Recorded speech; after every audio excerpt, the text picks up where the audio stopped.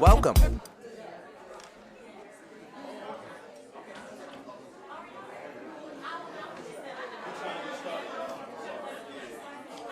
I'm doing good. It's good to see you.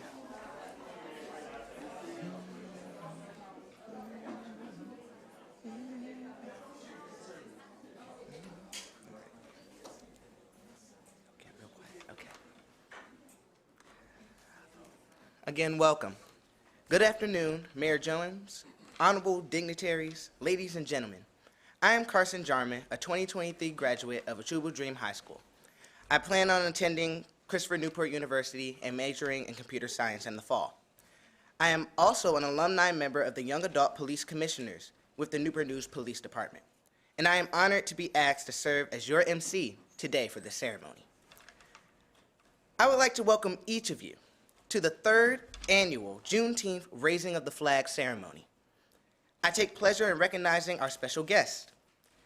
From the Newport News City Council members, the Honorable Philip D. Jones, our mayor, the Honorable Curtis D. Bethany III, the Honorable Cleon M. Long, the Honorable John R. Ely III, and from the Newport News constitutional officers, Tiffany M. Boyle, Commissioner of the Revenue, and Angela Reason, Clerk of the Circuit Court. For those who are able to stand, please stand and remain standing for the presentation of colors by the City Newport News United Honor Guard, followed by the singing of the national anthem by Lieutenant Jerry Hairston of the Newport News Police Department and the Pledge of Allegiance.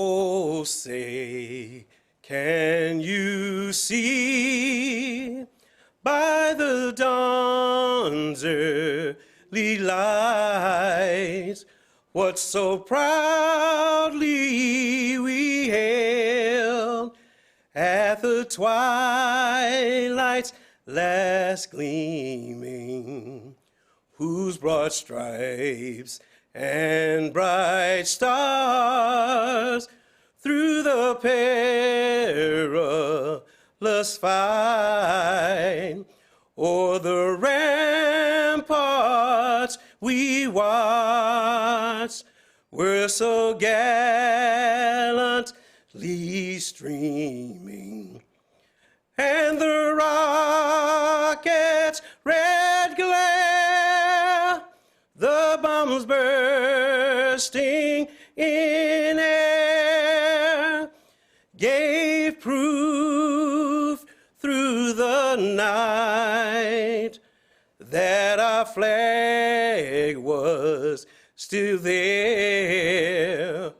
Oh, say, does that star-spangled banner yet wave o'er the land of the free and the home of the brave? Order, arm.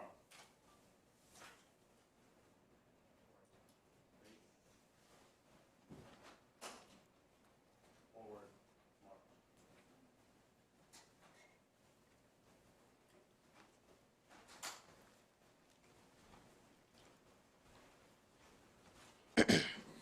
Please join me in the Pledge of Allegiance.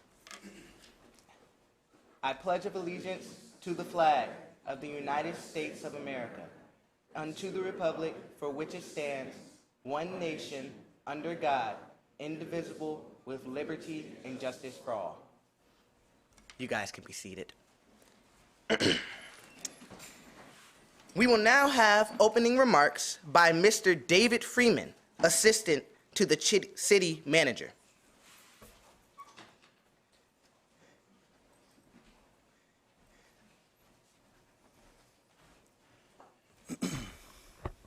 Good afternoon. Welcome and thank you all for joining us as we raise the Juneteenth flag. Today we have chosen to honor an important part of American history by recognizing and commemorating the end of slavery in the United States. Let us be mindful that Juneteenth is a day of remembrance, a day of celebration, and a day of hope. We remember and acknowledge the long and difficult journey Black Americans have endured and celebrate our resiliency and strength. It is also a day of hope, a day to look forward to a future where all people are treated with equality, dignity, and respect. This Juneteenth, we would like to invite all of you to our annual Freedom Festival, which will be held at King Lincoln Park next Monday from 12 to 5 p.m. The festival would be a great opportunity to celebrate Juneteenth and learn more about Black history and culture. As we raise the Juneteenth flag today, let us commit to continuing to the work of building a more just and equitable society for all. Let us forever be reminded of the ideals of freedom, equality, and unity. We would like to thank our special guests for joining us today. Their stories and insight will help us better understand the importance of Juneteenth and the ongoing struggle for liberty and justice. At this time, I would now like to turn the mic over to Mayor Philip D. Jones for the proclamation reading. Thank you.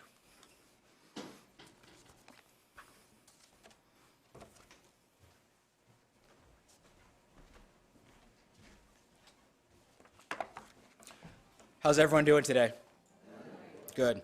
Well, before I read the official proclamation, I want to say just a thank you, Dr. Cherry, for all the help and support that you've given this event throughout the years.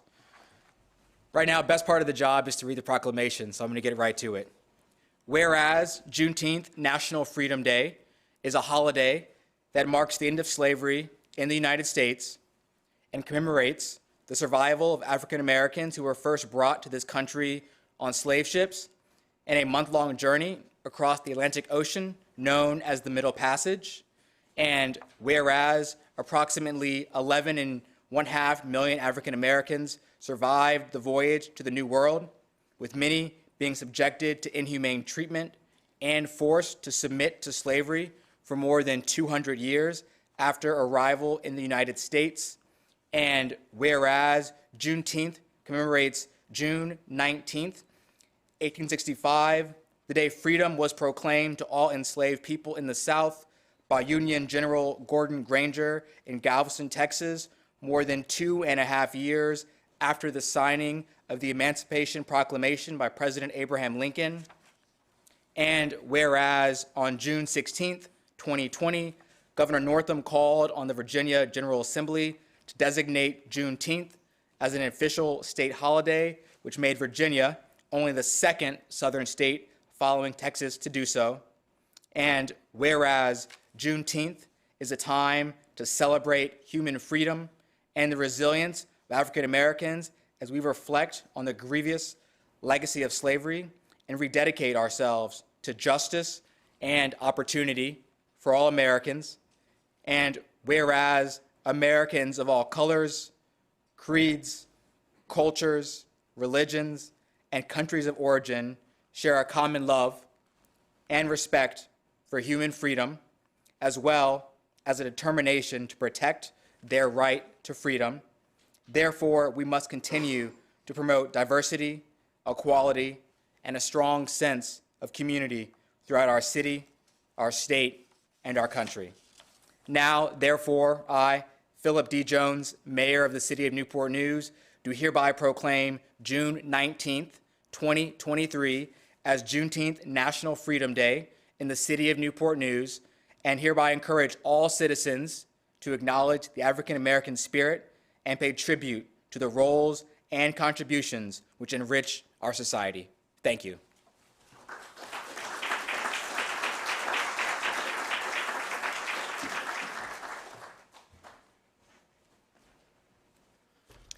Thank you, Mr. Freeman and Mayor Jones. The United Honor Guard will now provide the raising of the Juneteenth flag and the singing of the Negro National Anthem by Miss Crystal Sessones.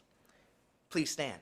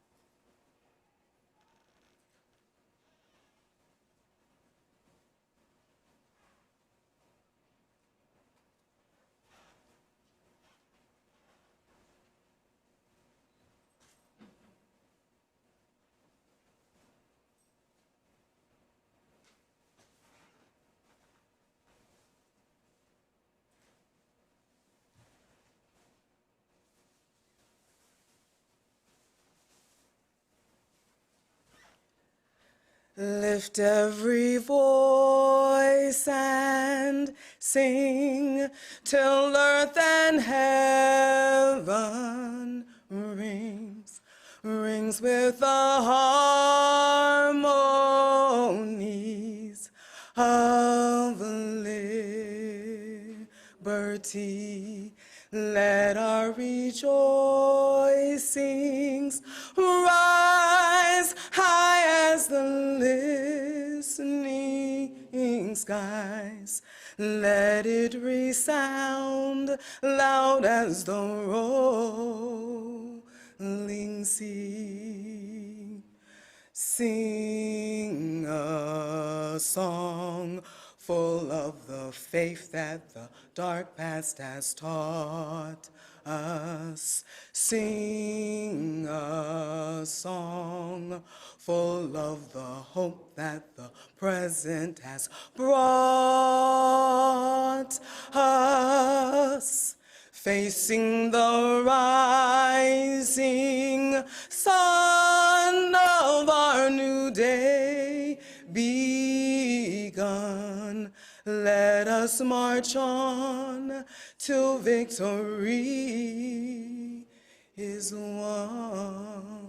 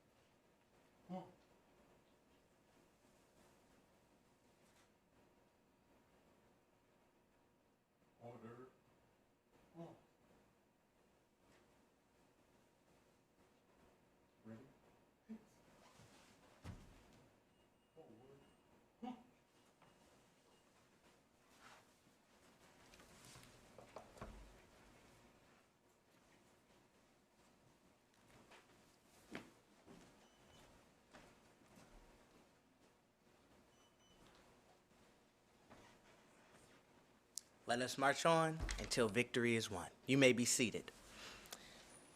Thank you, United Honor Guard and Ms. Sessoms, for the lovely song.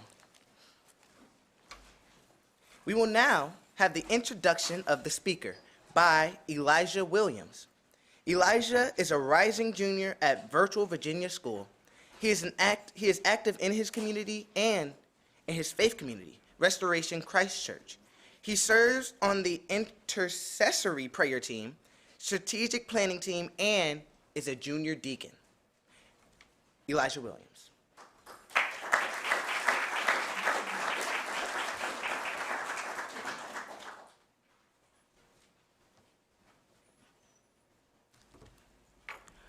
Good afternoon, everybody. Good afternoon. Nathan M. Richardson is a published author, performance poet, and Frederick Douglass historian. His poetry collections include Likeness of Being, 21 Imaginary T-shirts, and the 7 Last Poems of an Unarmed Citizen. Books featuring Nathan's success story include You Can Do That, Amazing People with Amazing Jobs by Michael Messick, and You Don't Want Success, Demolishing Fears and Excuses by Miko Marsh. Nathan teaches a variety of workshops for emerging writers and spoken word artists. Now in its 9th year, the Frederick Douglass Speaking Tour is a living history performance that captures completely the physical, the spiritual, and intellectual essence of the former slave, writer, orator, and abolitionist Frederick Douglass. The Frederick Douglass Speaking Tour has been nationally and internationally seen, and film credits with the National Park Service, the Alabama Public Television, and Irish Public Service Television. Nathan's recent short historical film, Frederick Douglass Honors the Unknown Loyal Dead, was nominated for Best Short Film by the 2022 I Will Tell International Film Festival. You can find more about Nathan Richardson and his work at www.scpublishing.com. That sounds amazing, but don't take it from me. Take it from the man himself, Mr. Nathan Richardson.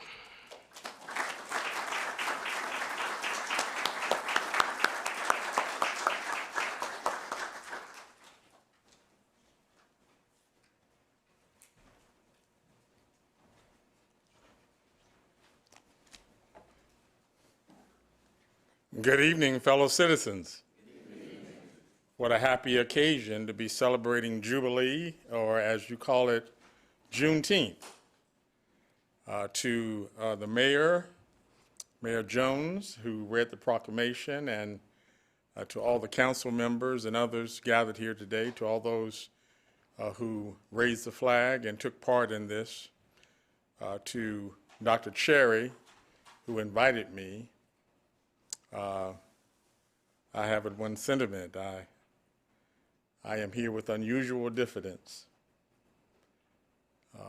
I have been sometimes given the title of being an orator, but for the life of me, I cannot tell why that reputation is accorded me.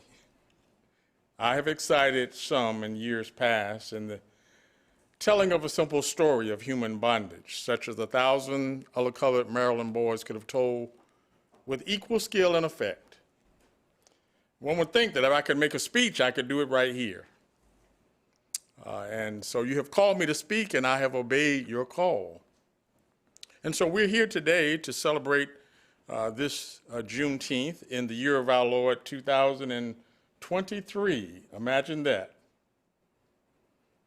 If somebody had predicted I would be here today in this day and age, I would have thought him about as insane if he had predicted I would one day go on a mission to the moon.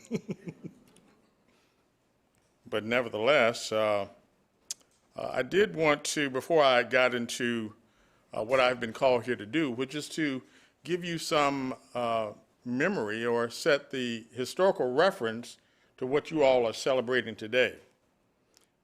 When in 1865, Gordon Granger along with some of the Buffalo Soldiers, arrived in Galveston, Texas, and read General Order Number 3, which finally put it to rest, this abomination on our society, that of slavery.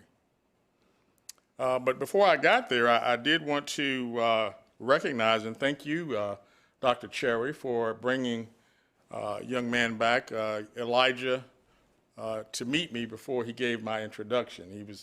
He's an outstanding young man. Wouldn't you all agree? Yes. It was only by chance that he came to my dressing room and introduced himself that I found out what a remarkable young man he is. As a junior in high school, that he would already had his eyes set on college and how he might get there through his playing baseball. And so he helped my memory. As 205 years old, I do sometimes need to have my memory refreshed. As a matter of fact, his introduction to me reminded when I was in Nantucket, this is when I first started speaking, and the great John Collins introduced me to the Garrisonians, and he says, ladies and gentlemen, I present to you Frederick Douglass. He is the graduate from the peculiar institution of slavery with his diploma written on his back. But you did one better than John Collins, young man. You reminded me of my son, Charles, who moved from Rochester to Washington, D.C. in 1869 and joined the Alert baseball team and played second base. And within a year, he was managing the Mutual Baseball Club, which ran both teams, the Alert and the Mutual baseball teams. So my hat's off to you, and much luck in the future in all your endeavors. Thank you so much for introducing me. Now, I've been called here to speak on this topic, this peculiar topic of Juneteenth. And I thought I might do it by brushing off the dust of one of the speeches that I gave during that period. After Jubilee, we would have Jubilee celebrations all across the country, and I would frequently be called to speak. And one of the main speeches that I would give would be, of course, what the black man wants. And so I will certainly be giving you part of that speech. My time has been limited. I understand you all have a short attention span. And the speech is quite lengthy, but I will assure you that you will have a good understanding of what the speech is and means. And if you have any questions, we can converse afterwards. But what I said in Boston in 1865 was this. I came here, as I have come always to these meetings, as a listener and not as a speaker. And one of the reasons why I have not more frequently attended the meetings of this society is because of the disposition of some of my friends to call me out upon the platform, even when they knew there was a difference of opinion as to those who rightfully belong to this platform and myself. I do not know if there is any difference of opinion as to the duty of the abolitionists at this moment. But General Banks enacted a labor policy in Louisiana that was discriminatory to blacks, claiming that he was trying to better help prepare them for freedom. Wendell Phillips countered by saying, if there was anything patent in the whole history of our 30-year struggle, it was that the black man is no more needing of preparation for liberty than the white man. What is freedom? It is the right to choose one's own employment. And if it means anything, when any individual or any groups of individuals takes it upon themselves to tell another man where he shall work, when he shall work, and for what he shall work, they are reducing him to slavery. He is a slave. I have but one idea about that slavery and freedom for the American people. And the phraseology in which I clothe it is of the old abolition phraseology. I am for the immediate, unconditional, and universal enfranchisement of the black man in every state of the Union. Without this, our liberty is a mockery. Without this, you might as well use the old title of slavery for his condition. For if he is not a slave of any individual master, he is a slave of society and holds his liberty as a mockery, not as a right.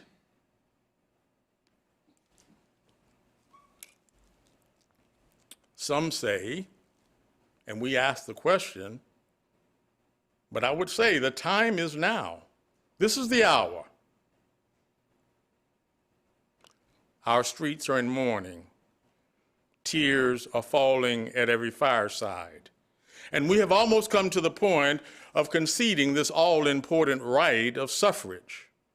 I fear if we fail to do it now, if the abolitionists fail to press it now, we may not, for centuries to come, realize the same disposition that exists at this present moment.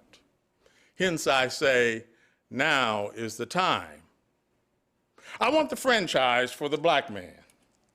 But I fear when all the tall heads of this rebellion have been swept down, and they will be swept down, when all the Davises and all the Toombses and all the Stevenses have been blotted out, there will still be a rank undergrowth of treason interfering with the quiet operation of the federal government. You will see their sons handing down the same malignant spirit that exists, and they are exhibiting towards now our sons and brothers. I utterly deny that the black man in any way is inferior to anybody on the globe. It was only 6 centuries ago that the blue-eyed, fair-haired Anglo-Saxon was considered inferior to his haughty Normans who trample upon him. If you read the history of the Norman conquest, you will see that the proud Anglo-Saxon was considered a coarser clay to his Norman masters. You were down then. You're up now. I'm glad to see you up. And I hope all of you will be glad to help us up. Some say the Negro is ignorant. Well, if he knows enough to be hung, he knows enough to vote. If he knows enough to pay taxes, he knows enough to vote. If the Negro knows enough to shoulder a musket and fight for the flag, he knows enough to vote. If he knows enough when he is sober, as the Irishman knows when he is drunk, he knows enough to vote. Everybody has asked the question of the abolitionist, what shall we do with the Negro? I say, do nothing with us. Your doing has already played mischief with us. I am not for tying an apple to the tree except of his own strength. If it is worm-eaten and rotten at the core, let it fall. If it is early ripe and disposed to fall, let it fall. But what I ask of the American people is that you give the black man an opportunity to stand on his own feet, to get out of the way, to let him alone. If you see him on his way to school, let him alone. If you see him on his way to the dinner table at a hotel, let him go. If you see him on his way to the ballot box, let him alone. If you see him on his way to the workshop, just let him alone. Your interference is doing him a serious injury. Well, since emancipation, this war has ended many delusions about the Negro. Some say that the Negro would not work. He has approved his ability to work. Some say that the Negro would not fight, that he was a perfect lamb, disposed to take off his coat, fold his hands, and be whipped by anybody who wanted to whip him. Well, the war has proved there's a great deal of human nature in the Negro, and that he will fight. Our great President Quincy Adams said, the Negro will fight when there is reasonable probability of his whipping somebody. I would say this in my closing, and this is from what I told the audience in Maryland, when Maryland abolished slavery in their Constitution. And this is for the white and colored citizens of this audience. And I crave the attention of both classes. First, to my white friends. So much, my white fellow citizens, you have done and well done. There is, however, one other thing needed to make your work good and complete. One demands the restoration of all rights. I stand here, therefore, to advocate the doctrine and practice of absolute political and civil equality. Now that the monster of slavery is dead, let the shadow and the substance go down together and let them sleep forever in a common grave. And to my colored friends, with the adoption of the new Constitution, your condition is radically changed.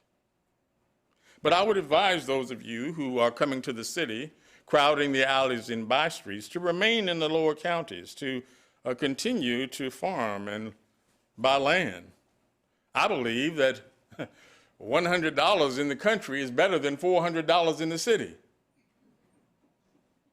You should be endeavoring to buy land and save your funds, to build homes and churches and schools. What we have now is a great opportunity, and I concede that the black man is just as capable as the white. And we have an opportunity now. We all have an opportunity to make this country and this state and the city of Newport News a place where every man and every woman can do what they want to do within the limits of their own ability.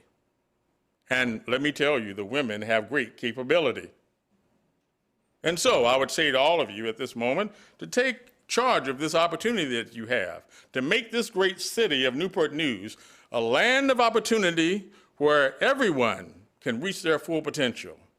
Right is of no sex, truth is of no color. God is the Father of us all, and we are all brethren. Thank you.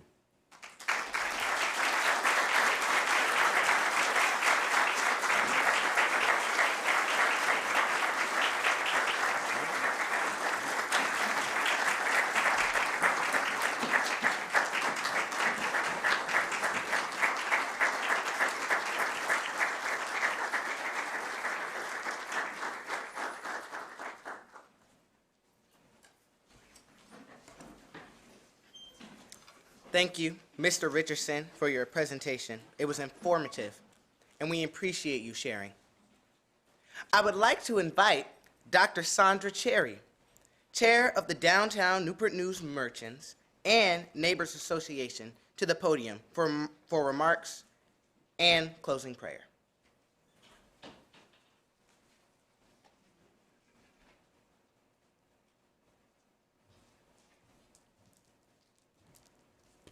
Good afternoon. Good afternoon. Good afternoon. All things Juneteenth. All things Juneteenth is the word of the day when we gather as a community to educate, bring awareness to, and to commemorate the enforcement of freedom for the last enslaved in Galveston, Texas, on June 19, 1865. Mr. Mayor, our dignitaries, and all those who are assembled, thank you so much for joining us today for the third raising of the flag ceremony for the city of Newport News. Indeed, this is a day to celebrate and remember. The Juneteenth flag that we raised in the city of Newport News was created by Ben Haith with the National Juneteenth Observance Foundation, led by the late Dr. Ronald Myers. Through Dr. Myers' leadership, more than 40 states recognized and observe and celebrate Juneteenth in some way. The Juneteenth flag was commissioned and symbolically designed to represent the history and freedom for American enslaved people and their descendants. I wanted to share with you the first Juneteenth t-shirt that was made, and I have treasured having it as we have progressed now to this 18th year of celebration.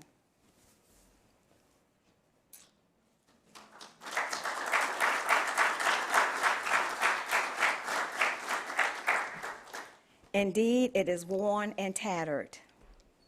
It was my husband's t-shirt, and he was so proud to have this t-shirt, and I have held it close to my heart, and I just believe that his spirit is with us today.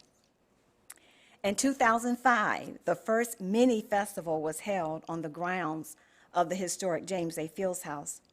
It was a jazz festival featuring the Special Blends Jazz Band Ensemble. It was composed of Larry Rock Johnson, Vid Buggs, Lorenzo Rudy Jones, and my late husband, Gregory Cherry. They really thought they were something. And in 2006, the Juneteenth Freedom Festival moved to the old Farmers Market, which is now a parking lot, until it was demolished. And then we went to the front lawn of Piggly Wiggly, and then down to King Lincoln Park.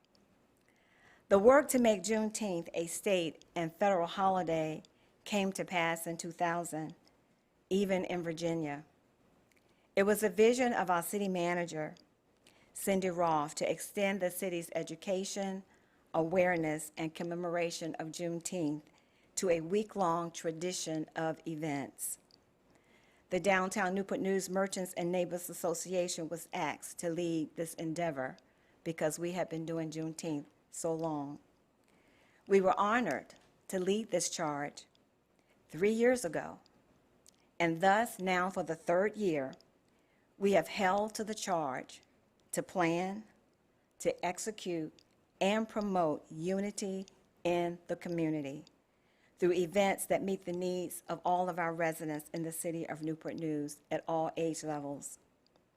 Our number one goal will continue to be unity in the community. I want to say thank you so much, because the vision to have this raising the flag ceremony has been long coming. And so to have it for the third year and to have you here with us makes us know that you also want to remember, commemorate, and be aware of what Juneteenth is all about. We will have our Juneteenth Festival on Monday at the King Lincoln Park. We've moved now to King Lincoln Park. But I hope that you will look in your bag, and there are other events that are planned throughout the week. And we just ask that you would support us in any way that you can. God bless you, and thank you so much for coming. At this time, we will have a prayer. I'll give a prayer. Shelley, thank you for joining. Shelley Simons, Delegate Simons, thank you for coming. We appreciate you coming in. If you would pray with me. So, Father God, we thank you that this is a day of celebration, God, raising of the flag, the symbolism of the flag, the Star of Texas, the red, the blood that was shed, the blue, a new horizon for all of us. Whatever we do in our city, help us always to promote unity in the community. Help us always to remember that others have history and to tell their story, and this is our story. We say thank you to every person that has made this opportunity a reality and a manifestation. And we ask that even as we go from this place, that we will never forget that everyone has a story, and it's up to us to listen. It's up to us to care. It's up to us to remember the story, their story, our story. And now, as we prepare to leave this place, I just pray that you will be with us throughout this week for all the events that are planned. God, not that we would do anything for our own glory, but God, that all the credit that we do, all the praise, all the honor would go to you. And we bless your name for it. right now. In your son's name, amen. Carson. Thank you, Dr. Cherry, for the closing remarks. And thank you all for attending the 3rd annual Juneteenth Raising of the Flag ceremony. We look forward to seeing you all on Juneteenth Freedom Festival on Monday, June 19th at King Lincoln Park from 12 to 5 p.m. Not 5 a.m., 5 p.m. Please be sure to pick up the Juneteenth giveaway bag, or I would like to say the tote bag, and join us for some refreshments in the lobby. Thank you again.